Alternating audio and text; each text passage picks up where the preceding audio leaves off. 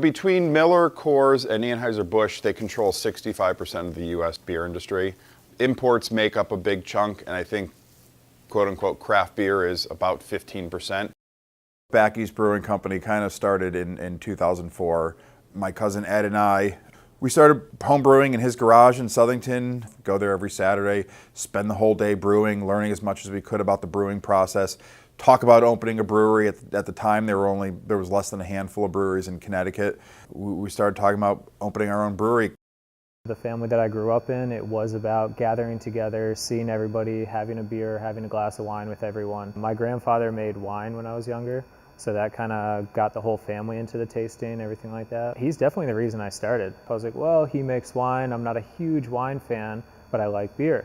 The first batch is never going to come out good, but your heart and your soul is in it. So this is 5 gallons in my basically a dorm room type setup. I was like, it doesn't really taste like anything I've had at the liquor store, but I made it. And from that very first batch, it was like that aha moment of like, I'm in school for the wrong thing. I should be brewing. The family's definitely supportive. My dad comes into the tap room 5 days a week. My mom comes in and helps me with some of the little accounting things. On the opening day, we're so busy that my family jumped behind the bar to help us. My dad was working with me, my mom was cleaning off tables. I mean, for 7 hours straight, there was a line of 50 people out the door trying to get in. I think every craft brewery has its own family following, its own family vibes to it. Customers and our family and everything kind of intertwines, and I think that's the beauty of the industry. Family, brewery, friends, it all kind of mushes together as one. So not only do everybody have that close-knit group at each brewery, all the brewers themselves, we all work together, which is a lot more than most industries can say. I can call any brewery right now. It's funny, I've definitely been down in South Tony at Back East. They got a great operation. Right before we started this, Chris from BBC just texted me. I mean, it's a very close-knit group where we all communicate with each other, talk about, why are cans not showing up? Are you having these issues? How do we fix this? Or just, have you ever used this ingredient?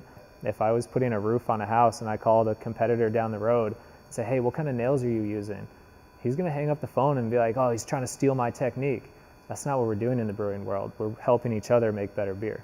I can't speak for everybody, but 19 out of 20 brewers that I meet all have the same mindset that working together is way better than doing things separated. On my cell phone, I probably have the names of probably 15 owners of different various breweries. So we're talking, text messaging, borrowing things, trading things, that sort of stuff. So there's a lot of camaraderie among the craft brewers because we've always been the little guys. It's always been David versus Goliath. I'd want to see somebody drinking a Two Roads beer rather than, say, a macro beer because I know that person is more likely to be a customers of ours as well. But yeah, I mean, once that competition ratchets up, that camaraderie might pose a challenge. It might get to the point where the craft beer industry is oversaturated. I think there's a lot of small breweries that are now competing with each other. We have a brewery here. There's one 4 miles down the road. There's one 6 miles that way. There's one 8 miles that way. There's one 12 miles that way that's just opening up. I wouldn't necessarily want to see a particular brewery struggle and go out of business. You do want to see other people to succeed. I mean, it is really our industry collectively. But at the end of the day, we're also competitors too. There's competition in any type of business,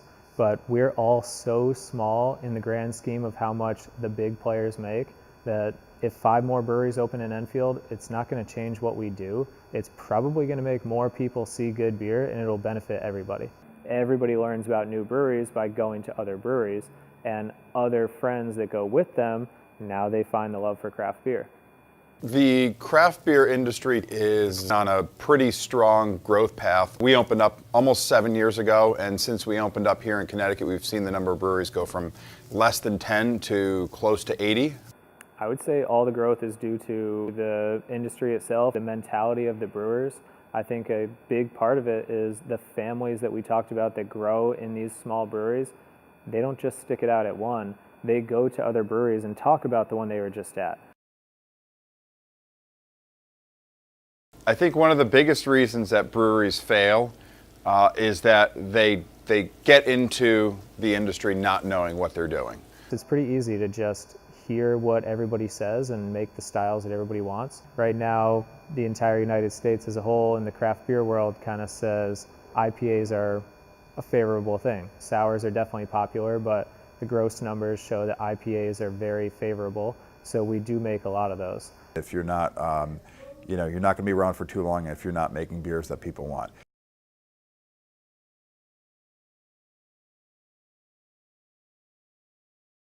Yeah, over 7 years, we've certainly had our share of mistakes, our share of growing pains. A lot of, one of the most challenging things for us and for other breweries really is turnover.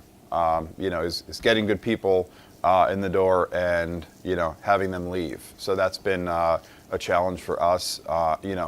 From what I've seen, our turnover rates are below the industry standard, which is a good thing. But we opened up when craft beer was a different model. We were essentially factories. Now, if you talk to most craft brewers, you're going to find out that really what they're doing is they're running bars where they sell their own beer. We'll have to see.